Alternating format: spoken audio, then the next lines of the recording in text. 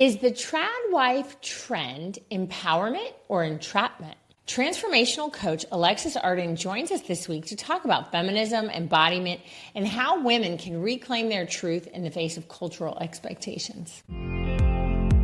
Welcome to Women Winning Divorce, the podcast helping successful women navigate divorce with dignity so you can protect yourself, your children, and your assets. I'm Heather Quick, founding attorney at Florida Women's Law Group, where women win at life.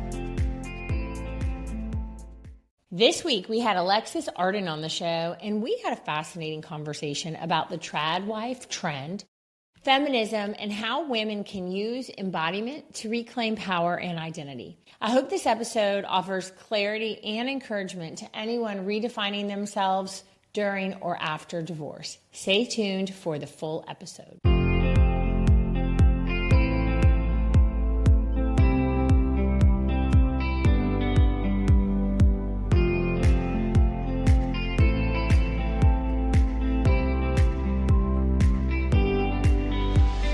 Welcome to this week's episode of Women Winning Divorce. I'm Heather Quick, owner and attorney at Florida Women's Law Group. Today, Alexis Artin is joining us. Alexis is a licensed growth coach and master embodiment teacher who has worked with celebrities, Fortune 100 executives, and entrepreneurs through her signature method that blends neuroscience, emotional intelligence, and spiritual insight to create sustainable change. She co-founded the Selves practice, blending somatic movement, meditation, and coaching to help women align their inner and outer selves. Today, Alexis and I will be discussing the trad wife trend and what it reveals about women, feminism, and choice. How to distinguish between empowerment and conditioning in our roles as women, and the power of embodiment practices to help women reclaim identity and confidence, especially during and after divorce. Welcome, Alexis. Hi, thank you so much for having me. I'm excited to be here. Alexis, for our listeners, would you share a little bit about yourself and how you got to where you are today? Yeah, every time I get posed that question, I always hear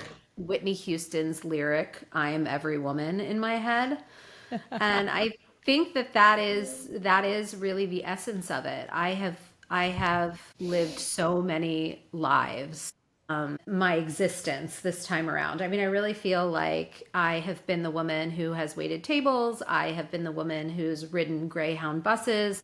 And at the same time, I am also the woman who has worked alongside A-list celebrities and been flying in private jets and everything in between. So I'm not one for blanket statements, but I've walked many paths as my own woman, as a cancer survivor, as a mother, as a single person who's now happily married. You name it, I've done it. So in a lot of respects. So I feel like it primed me well for this ultimate career that I'm in now. Well, that is awesome. So tell us a little bit about what is the main thing you're doing now? Because you're doing a lot, but I want our listeners to get just a little bit of, what you've got going on now before we jump in everything. Absolutely. Yeah. The foundation of everything is my coaching practice. And I have been coaching particularly women, working with women for the last 2 decades. And I also was the creative director and master teacher and master trainer at a global female empowerment company, which leaned very heavily into embodiment. So that really became another sort of foundational piece of how I practice and work with women. And it's branched out into a podcast, and I'm writing a book and creating Soul Sway practice and all of the other things that I'm up to. Well, that is so exciting. So let's start with your definition of embodiment. Sure. What does it mean? It is being in relationship with being in a body. It is, we are all in bodies. So, I always like to be wary of making it sound like there's some ultimate goal to reach in terms of embodiment, because you've done it. You're in a body. You are embodied. But in terms of like embodiment practices and really what the aim is in focusing on them is really looking at being aware of and developing the relationship that you have with your body and its wisdom and its inevitable design, which is to support you in living your soul's purpose. So how is that so because it is foundational in your work, and probably then, of course, the Soul's Way practice.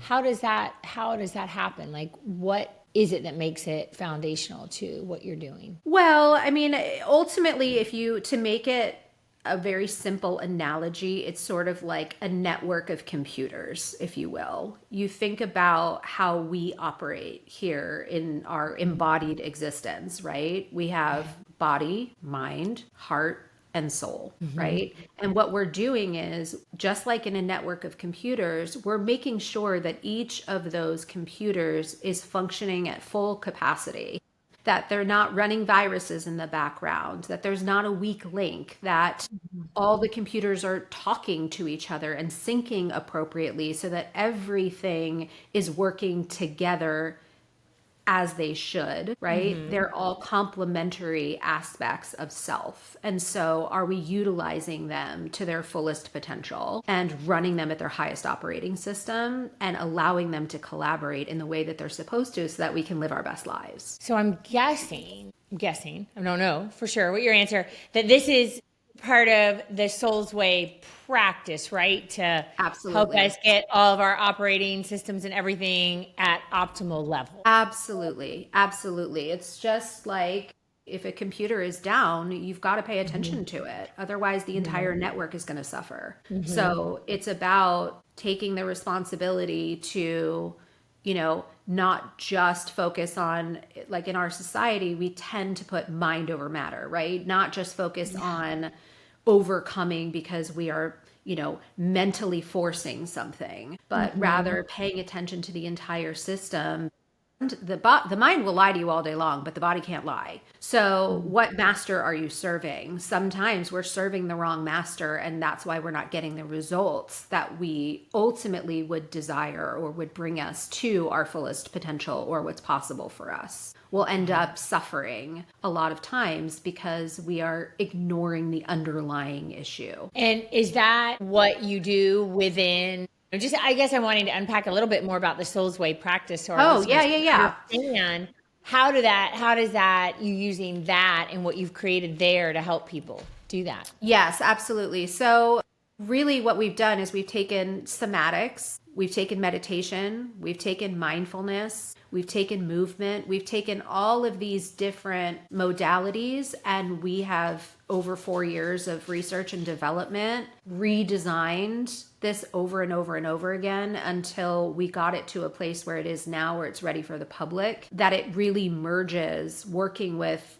all of those operating systems in one practice, so that you're not compartmentalizing like we tend to do in life, right? Like we have our workout practice, and then we have our meditation practice, and then we have this, and then we have that, right? And 4 hours have gone by before we can get to the rest of our day. And oftentimes by compartmentalizing those practices, they aren't actually syncing up and serving us in a way that is holistic and truly beneficial to the utmost degree. So this practice really syncs those all together in one practice that is just extremely powerful. There's really nothing like it out there. That's exciting. Now you also coined soul body paradox. Yes. Can you unpack what that means and how it shapes your coaching methodology? Yeah. So the soul body paradox really frames everything that I was just talking about into a philosophy. And that philosophy is that the soul and the body are complementary opposites. Okay. So the soul is made of energy. The soul is, if it's made of energy, infinite, right? Like, what do we know about energy? It's neither created nor destroyed. It just changes form, right? So it's non-separate, and that makes it certain in its infinity. Whereas our body is the opposite. It is finite. It has a very clear beginning and end, both in its timeline, birth and death, but also in the proximity that we can take up. We are separate from everything else by the nature of our skin being the boundary of where we begin and end, right? So it's sort of where mind and matter meet, right? The complementary opposite design, even though they're opposites and they can be at war with each other, the design of them is actually to support one another. Like your soul chose your body to have an embodied experience of pursuing its purpose.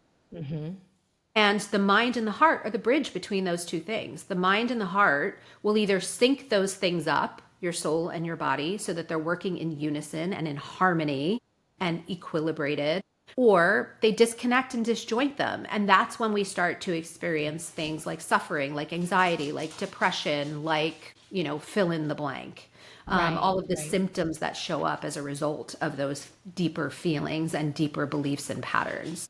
And so this philosophy of the understanding this paradox and be able to embody it is really a framework for fulfillment, ultimate fulfillment. Now, how does this framework help women in divorce or life transitions, like to realign their identity beyond social labels? It's crucial. It's the crux of it because we do our, part of the soul body paradox is that we sometimes get so deep into our human nature, our body, right? Which is very animalistic and primal. And when you get into the body and you get into that more animal-like nature, you're constantly assessing threat because it's almost like predator prey, right? Like where am I going to thrive? And where might I meet my end, right? So we're constantly assessing threat. We're constantly reorganizing ourselves and repositioning ourselves mentally, physically, emotionally, so that we can stay safe, let alone get ahead in the world, right? And that makes us very like fear-based, right? Scarcity-based. Whereas when we're operating more from our soul perspective, soul, the acronym for me is source of unconditional love. When we're operating from that place of certainty, when we're operating from that place of if there is no beginning and there is no end and everything is connected, I don't even understand fear at that level. I only know love. I only know trust. I only know certainty. And so it's sort of bringing that angelic nature into our animalistic experience, right? So the only time that we're really going to be, let's say, in a divorce, in pain, suffering, identifying ourselves as a victim or as lonely or as not enough or as too much or any of the things that come along with that, right? We're so imbalanced. We're so deep into our humanity, into our animal body, right? And into our uncertainty that we've lost track of bringing in that sense of unconditional love, that sense of self-trust, that sense of certainty that everything is going to be okay. And that while, embodied humanness, we love to measure, right? Everything is a measurement. It is how much is in our bank account and what size is our dress or our bra or our underwear. How many followers do we have? What's in our bank account? Everything is measurable, right? 36, 24, 36.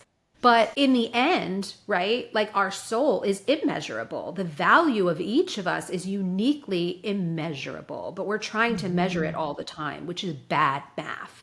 So we're only going to feel bad about ourselves when we're measuring ourselves against some preconceived idea that we have of who we should be, or we would be better if fill in the blank. Yes. And none of that is actually true. And so this philosophy brings you back to that understanding of nothing about what's going on with me is measurable and everything about me is unconditionally lovable. And let me re-embody that and really deeply know and trust that. That is really cool. That makes a lot of sense. It really does, but I've certainly never heard anybody articulate it in such a way. It was great. Now, you emphasize doing over reading. And what's your advice for women overwhelmed by our self-improvement culture? Yeah, I wouldn't even necessarily say that it's doing over reading. I think there's value in any way that somebody can learn something and any way that somebody can gain insight or perspective or self-awareness, right? Like whatever works for you. We all learn differently. But really what I ultimately mean by that is not making anybody else your expert, right? I feel like the downfall of self-help so often is we are outsourcing our power. We are giving our power away to somebody that we think has our answers. We are giving away our power to we think somebody who knows better than we do about our own experience and what we truly need and who we truly are. And that puts us at a disadvantage because whatever we don't empower, we give someone or something else the ability to overpower. And I don't believe that is the path to embodied enlightenment or personal growth. I think it's about going deeper into knowing yourself and to knowing your own potential and to knowing your own truth and to betting on it and believing in it and going for it. Yeah, that's great. I love that. I I had to scribble it down because it was so good, what you were saying. But no, it really was. Like when we don't, empower ourselves and then we can allow others to overpower us. And that really is a great segue into part of what we're going to also talk about today, which is the trad wife trend, because it's really kind of mind-boggling to me, but fascinating and just something I'm excited to talk about. This is the idea, kind of though, because I've heard, different takes. Some is the idea of women embracing a 1980s housewife model, but then there's others who are kind of taking it a whole nother level. But anyway, love to hear your take on it, and let's just go with it. Yeah, I mean, look, I think that it's a trend, and I think that we are all trying to find our deeper truths always. I feel like it's almost like in high school when people are like, well, I'm going to try to be emo for a little while, or I'm going to try to be, the cheerleader for a little while, or whatever. Like we're constantly identifying ourselves, right? Over and over and over again, and looking for the place where we feel like we have dignity and belonging from the inside out. And I think that we are constantly on a path of either moving toward or away from our intrinsic values, right? Like, what do we actually really value? Mm-hmm. And how are we finding our place in the world that honors our intrinsic values, that upholds our values, that support our values, where we feel like we're really seen and we're really met in terms of who we truly are and want to be in the world. And everybody is going to have a different take on what relationships look like, on where they feel like their truest values are being met. So I'm not here to judge anybody's choices in terms of if they choose to be a trad wife or if they choose to be anything else that's out there, because there are so many trends out there, right? There's like the 4Bs where the women are completely renouncing any relationship with men at all. They won't sleep with them. They won't date them. They won't marry them. Like they've absolutely cut men out of the trajectory, right? Mm-hmm. And then there's the women who are completely subservient. And then there's the waves of female empowerment and the way that, the trajectory of all of those waves of feminism have shown up. Mm-hmm. And ultimately, at the end of the day, I think it is just more of a message that women need to really look at who they are individually and who we are as a society of women, like where our culture of the feminine has gone. Really at the root of what you believe, is this serving you, mm-hmm. right? Because every person is going to be different. Some women, because of, and again, it's so individualized, right? Like some women, that lifestyle may truly serve them. That may fit their values. Or it may be that they hijacked those values from generations past and they are squeezing themselves into a system of values that don't actually work for them. Mm-hmm. And they are setting back all of the work that the generations of women before them fought for. Right? But I believe that everything happens for a reason. I believe that the trends show up because we're trying something on because we believe that something is missing. And it may turn out to be true and it may turn out to be not true, but that's going to be very specific to each individual woman. So what do you think, from a, take a step back, like a broader, look at what is this trend doing for women? Well, I think the case on the side of for, because you can always say for and you can always say against, right? There's equally going to be both. I always stand by, for day there's night, for up there's down, for yin there's yang. What goes up has to come down equal distance. For equal light there's equal shadow. So I will always speak to both sides. But I think the for perspective on this particular trend is that, the argument is that women were more fulfilled when they felt less pressure to have to do more, be more, do it all, lean in every aspect, rather than feel like they had the permission, if they wanted to be, let's say, a stay-at-home mom or a trad wife, without being judged. Why are you not working? Why are you not doing more to move forward in the waves of feminism and everything that we have fought for? Right. So I think it's more of the reason that women would fight for the trad wife trend is to be able to be left alone and not have this undue pressure put upon them to show up in a certain way to how they choose to live their lives. Okay. But then on the against side, to be fair, there is also the denouncing of other women who choose to do it differently. To say that feminism set women back isn't really an accurate statement either, because feminism, or at least the waves of fighting for the rights of women, came because there was a deep need. We wouldn't have pushed for those things if we had felt fulfilled. We would have just stayed still and not fought for those rights, and not continue for a lot of the women that do choose to be in the workforce and be paid equally and all of those things, and not be subservient to a man, but be equal to their partner. You know, it's not fair to them to belittle their striving and their achievements on behalf of women. Now, let's talk about, because, you know, I think it's great. I can see both sides for sure. And I can also see some real dangers for women. I mean, I'm a divorce especially attorney. in your profession. I mean, bet I'm you a do. divorce attorney. Yeah. I'll bet you do. Yeah. That's true, real. And it's real. It's never, never expect it. I have never met, I'm going to say maybe 1%, along the way. Maybe one woman was like, I knew this was a mistake the day I was walking down the aisle, but very few. And even so, she still did it because she was hopeful, right? That it would work out. And then the other side, it's devastating for many women, not only financially, but all of these responsibilities with their family, because you and your husband may have chosen that path. And now he changed his mind, but he didn't change his mind, or you did.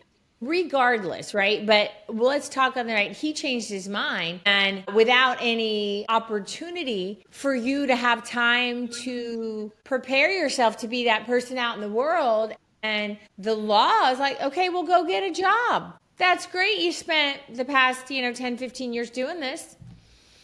There'll be some support, but it's going to be a harsh place for so many women after that. And it's terrible to see. I hate to see it. I hate it.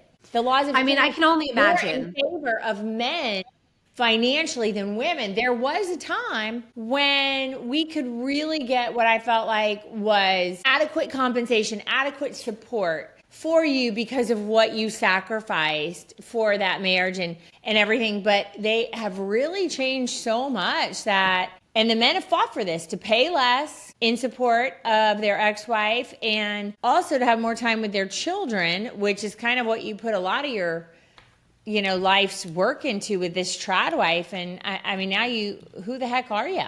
Right? And it can happen like that. I know, well, probably none of them who don't believe that are listening, but it's true. It happens so very quickly.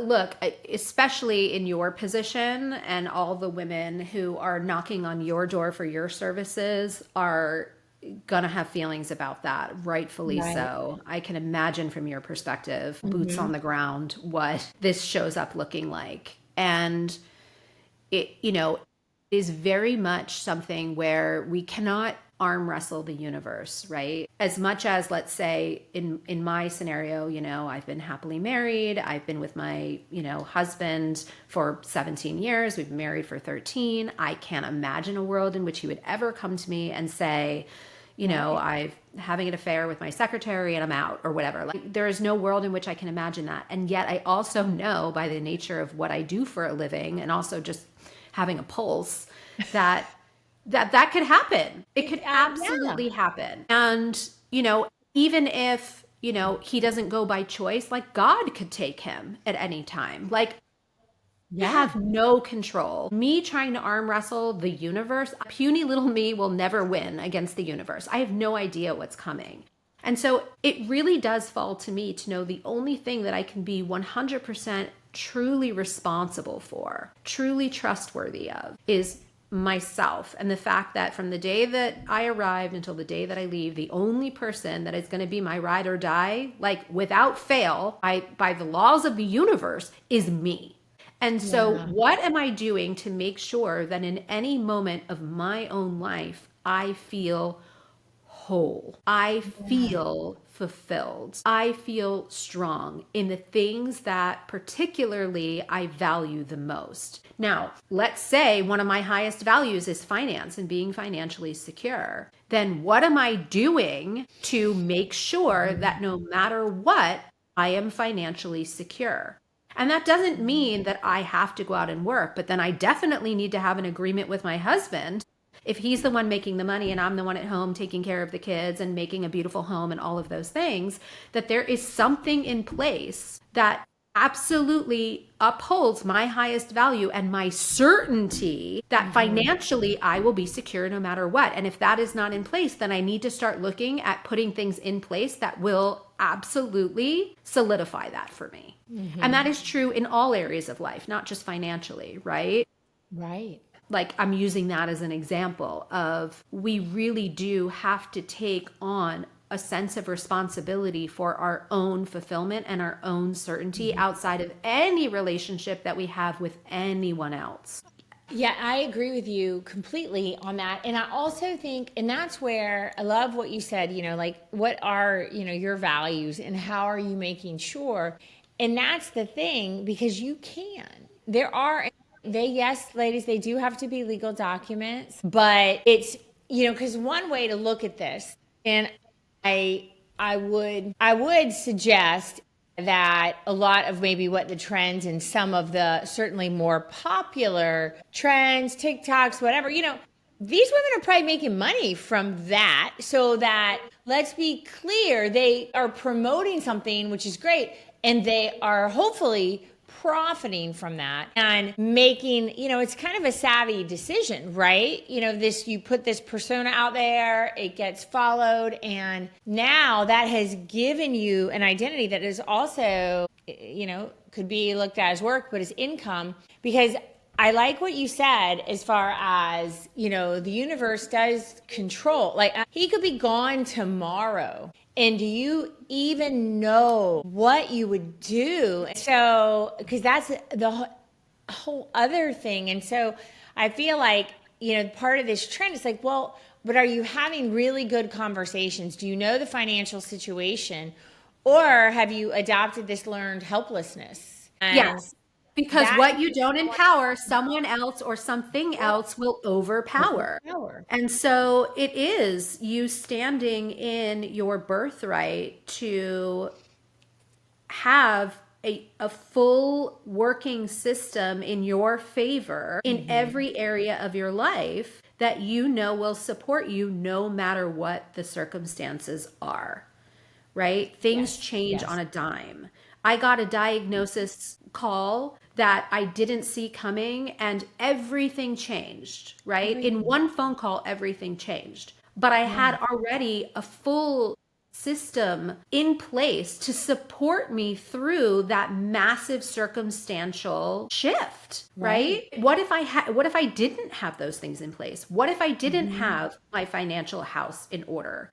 What if I didn't have a support system for my family in order while I was going through these gnarly treatments or surgeries? Like, what if I didn't already have my health in order in other areas? That could have created a total downslide of events, right? You never know what life is going to bring. You never know what's around the corner or what's going to come knocking or what's on the other side of a phone that's ringing. It really is about being proactive and empowering yourself in all of the areas of life so that you're not blindsided and left up Schitt's Creek without an oar. Sorry, I hope I can curse. You can. Okay.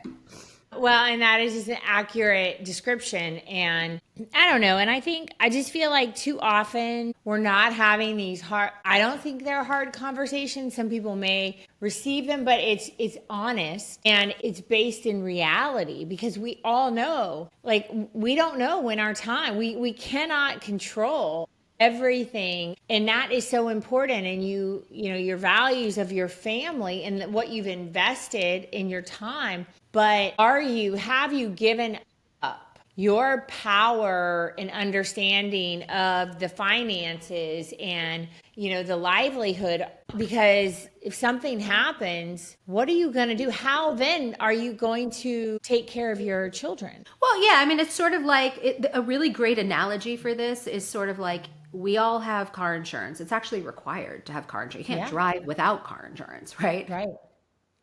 And we hope that we never need it. We pay for something that we don't ever want To use. I know. right? But we do it because it empowers us to know that if something should happen, we're going to be okay. We are taking care of ourselves in case of XYZ. Again, we hope it never happens. We're betting that it's not going to happen, by keeping our insurance low and, no infractions or whatever. But ultimately, at the end of the day, it is about preparation and self-care in terms of looking at all the areas of your life. Are you insured in each of those areas? Because if they are important to you, you want to protect them. Again, we hope nothing happens, but we're not in control of whether or not something is going to happen. So let's control what we can, which is being prepared. And I'm not saying go to the point of anxiety where you're putting all these things in place because you've now created some sense of overwhelm of doom and gloom may be coming for me. But more from an empowered place of, I feel really good about the fact that no matter what happens in my life, I get to stand on my own 2 feet and trust myself and not have to give my power away to anyone or anything outside of me in order to feel like I'm going to be okay. I do think that is a big piece of it. And, for that trend, like an example, because insurance is such a good example, right? And that's, in areas where it's required. And that would be, just a conversation. Is there life insurance? Now, that may not help you in case of a divorce. However, it's again, insuring against something that could happen that you have no control over and, could protect you. That's right. Even insurance, it's like, it may not be because you're going to hit somebody, but somebody might hit you, just don't know. So it's living into the understanding of no matter what happens, I am going to have the resources to be okay. I trust in myself that I will have the resources to be okay. And it's about understanding that if you don't currently have those in place, that you'll be able to get them in place when and if they're needed. And if the answer is no to either of those questions, right, to either of those scenarios, then there's some work to do. Right. Now, you talked a little bit about trends, research. We see certain things because there's a need out there. People are searching to find their identity, find what they, where they fit, or how they want to label themselves. What is the difference? Let's talk a little bit about, because this is the trend, this trad wife that I did not know about, a year ago or so. Until then, it was brought to my attention. And then what we refer to as a stay-at-home mom, because I was well aware of that label. Yes. Yeah. So let's talk a little bit about those. I'd love to hear, your take on that and the differences, if any.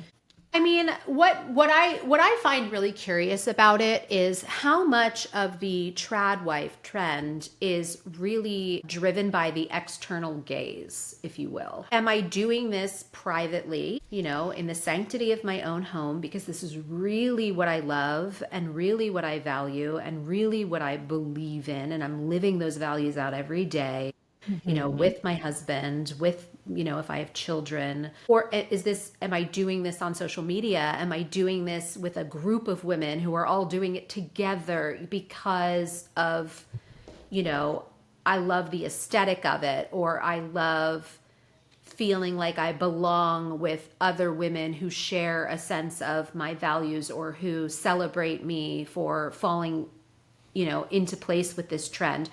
Or I think my husband will love me more if I do that, or whatever the case may be. Like anything externally driven versus intrinsically driven. Are you really doing this, even if nobody was watching, even if, nobody was appreciative of it, and you were still doing it because you love doing it so much, then that's one thing. But if there is any externally driven need to do it to please another or to or to feel like somebody is appreciating you for doing it and that's your motivation, that's something else. And I wonder how much this trend is actually driven by people who really, you know, from the center of their soul and their being, like this is what gives them a sense of fulfillment versus I'm doing it for all these other reasons. Yeah. And I wonder how much the trend is externally driven in that way versus women really going, no, I want to embrace this because this is my truth. Right. And I'm sure there are women that it is absolutely their truth. That is not me denouncing that. But this is more of a kind of bigger question of it's become a quote unquote trend. Well, how can what truly motivates you and what is the truth in like your nuclear family unit be a trend? I don't know. Like I have question marks around it. I have a curiosity around it. Definitely a curiosity, right? Because it's like, it's kind of like all of a sudden you're like, oh, now we're back in style again, right? Like I was out of style for, you know, it was out of trend for however many years and now it's back. But is it that or is it more externally driven? Which is a great question. And I don't know. I just, the fact that it's, you know, quote unquote trending makes it feel more of like a fashion cycle than it does a marriage, right? Like an exchange of vows and values between two people that are united in a life and potentially even raising a family in that lifestyle. Right. So, you know, I think there's more to learn. The trend, it's typically like short-lived. Now, granted, it's a resurgence of something from, you know, generation past, but, you know, what will it look like moving forward, I think is going to fill in some of those question marks of, is it a trend or is this something that is, you know, reviving something that for people really fits a need that they have? I don't know. Yeah. Now, let's talk about this. How can modern feminism hold space for both the corporate executive and the stay-at-home mom? Because so I've worked, my whole life.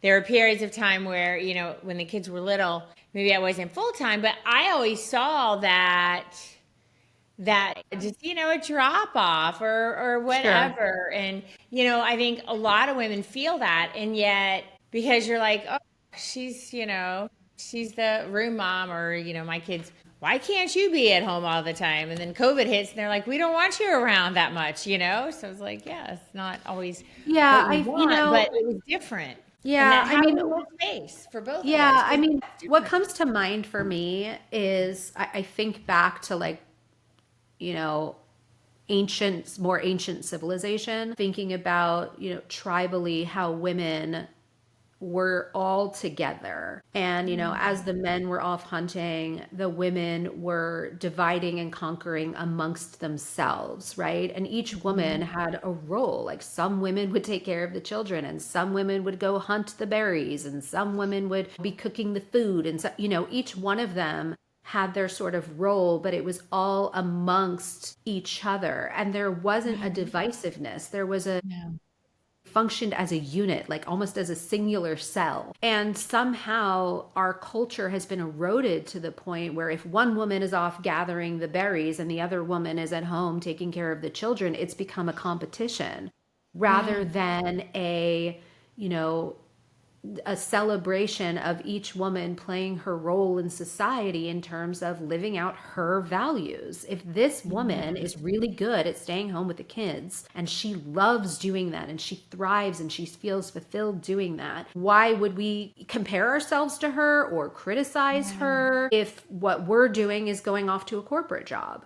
Now, I understand if you're going off to the corporate job and you're resentful because you would rather be home with the kids and you feel like she is able to do that and for whatever reason you're not, right? But that becomes more of a you doing the work to figure out how you're going to reorganize your own life to support you and your own highest values versus making it about her and her choices and how she's made her world work. Exactly. Right. And I feel like that's really the crux of it, is getting back to healing ourselves as a culture of women, as a community of women, as a not comparing ourselves, not ultimately then criticizing others because we've made some sort of a comparison about who that woman should be or who we should be compared to her. Let's lump it into a criticism rather than a compliment of, hey, if that's working for her, or even if it's not, let her do her and I'll do me, and we can support each other. There's room for all of us to be able to figure out who we are as individuals and who we are collectively in support of one another versus it being divisive. Because feminism really is about a divide and conquer of masculine over feminine. Well, united we stand, divided we fall. So if we are not cohesive as a unit of women, what chance do we really have in terms of feminism? Exactly. Right. No, it's true. And we all have certain gifts and certain things that we are meant to do. And it gets so divisive unnecessarily and critical, women of one another. Yeah, and it falls Your back into that choices. measuring thing, right? That I was talking Yeah. about earlier. Humans love to measure. Measure. They love to see who's smarter, who's richer, who's more connected, who's successful, who's got more kids, who's divorced, who's married. Like, measure, measure, measure, compare, compare, compare, compete, compete, compete. And then it turns into a mean girl factory of criticism and competition. And that is, it doesn't need to be that way. And it creates an even harder hill to climb, right? For women on a mission. Agreed. Okay, so let's talk about, providing a space where, growth can happen, because one of your gifts is creating safe, transformative spaces for women. And why is safety so crucial before growth can happen? There's so many ways to talk about that, but ultimately, if you think about, somebody who is skydiving, I don't know why that just came to me, but think about somebody who's skydiving. Are you going to skydive without a parachute? No. You think about, kids learning to ride bikes. So often they start with training wheels, right? We all need a sense of safety and certainty as we stretch to the edges of our discomfort, right? It's about having that anchor of support and that anchor of certainty as we reach and swell and spread ourselves into areas of uncertainty. As we become familiar with the unfamiliar, we need that sense of being able to touch back to safety. It's sort of like when you see little kids play, little toddlers, and they're learning their own identity and growing into who am I separate from my parents? They will be with the parent, and then they'll go off and they'll play, and then they come back to the parent. And then they go off and they play, and then they come back to the parent, right? Making sure mom is still here, but then I'm going to go off and find who I am without mom, and then I got to come back to mom. Right? It's so much about our nervous system feeling a sense of, I am going to be able to come back to safety. I'm going to be able to come back to organization and being resourced and supported as I also allow myself to try things on in terms of reshaping my identity, my beliefs, my curiosity. And so it's just absolutely crucial. Yeah, and that is a great analogy, because you need, when you're stepping out into new spaces, new growth, you are experiencing things, and it's good to have some guardrails. You need to feel okay, it's okay. I'm still Everything in balance. Everything in life is about balance, right? So as much risk will be as much reward. Like I said before, what has to go down goes up, comes down equal distance. That's science, right? Yeah. So what makes us think that we could go so far into uncertainty without a certain amount of certainty, right? Everything has to be equilibrated. We're looking for harmony and balance in our lives between our soul and our body, and between, risk. Absolutely. All right. Our time is going so quickly, but I've got to talk about radical responsibility. Yes. How does embodiment help women stop abandoning themselves and instead allowing them and enabling them to make aligned, courageous choices? Well, I always say the body is the compass for the soul's true north. The soul is how we live. The soul is why we're here, and the body is how we're here. Okay. Right? Yeah.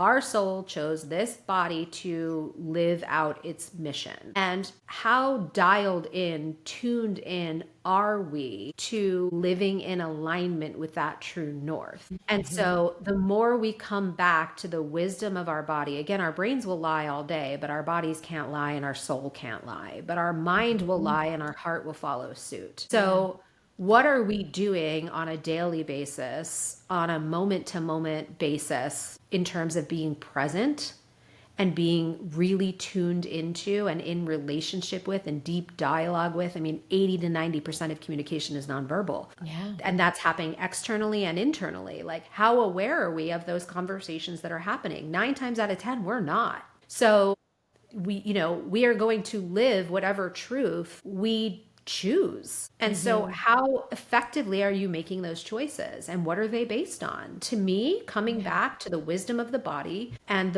the brilliance of the soul, that is where truth lives. And that is where unconditional love lives. And that's where trust and certainty live. And that's where I experience every minute of every day, is through my body and through my brain and through my being. So I have to constantly be housekeeping that. And if I'm not, then again, what I'm not empowering can be overpowered. So it really is about having a practice, having a set rhythm of being in relationship with who am I choosing to be in this moment? And where am I getting the information and the feedback with which to make those choices? Am I doing it externally or am I doing it internally? And I'm advocating for people to do it internally, because that's where the truth lives. Yeah. Alexis, though, before we go, our show is called Women Winning Divorce. I would love if you could tell us what winning at life means to you. Yeah, I think that it is being in that relationship with myself that is so honoring and so devotional. It is the fact that I feel like I can acknowledge myself, I can validate myself, that I have self-agency, that I am resourced in every moment, because I'm taking care of the most important person in my life first, and that is me. And then the overflowing of that cup can hydrate everyone around me. Everybody wins from the abundance that I create within myself. And to me, that's winning at life. I love it. Lastly, Alexis, where can our listeners find you for more information and resources? Yes. I mean, you could go to alexisartin.com, just my name.com, and all my social media and everything is linked up on that site. And also soulswaypractice.com. That's the practice that you and I discussed earlier on. And it's live and it's ready for the world. So really excited about that. And I'm excited to, field any questions that anybody has after listening to this, and start a bigger conversation about women stepping into their power and not putting a label or a box around it. Love it. Well, we have reached the end of our show today. Thank you so much, Alexis, for joining us to discuss feminism, the trad wife trend, and how embodiment can help women really reclaim their truth. Thank you. Thank you so much for having me.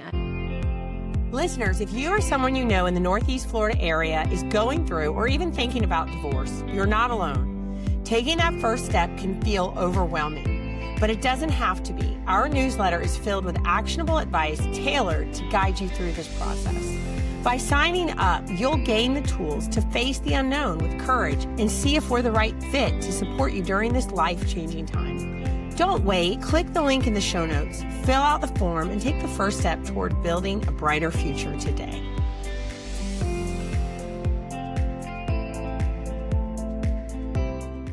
This podcast is for informational and entertainment purposes only and is not an advertisement for legal services. The information provided on this podcast is not intended to be legal advice. If you have a legal issue, please contact an attorney in your local jurisdiction. The views and opinions expressed by the hosts and guests are solely those of the individuals and do not represent the views or opinions of the firms or organizations with which they are affiliated. This podcast is available for private, non-commercial use only. Any editing, reproduction, or redistribution of this podcast for commercial use or monetary gain without the expressed written consent of the podcast's creator is prohibited.